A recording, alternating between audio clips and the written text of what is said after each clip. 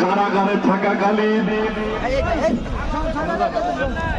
আমাদের নেত্রীর কোন সুচিকিৎসার ব্যবস্থা করা হয়নি। আমাদের নেত্রীকে উন্নত চিকিৎসার জন্য বিদেশে পাঠানোর ব্যবস্থা করা হয়নি। যথাসময়ে সুচিকিৎসা উন্নত চিকিৎসা না হওয়ার কারণে চিকিৎসা কাজে ব্যাহত হওয়ার কারণে আমাদের নেত্রী হয়তো মহান আল্লাহ পাক ভালো জানেন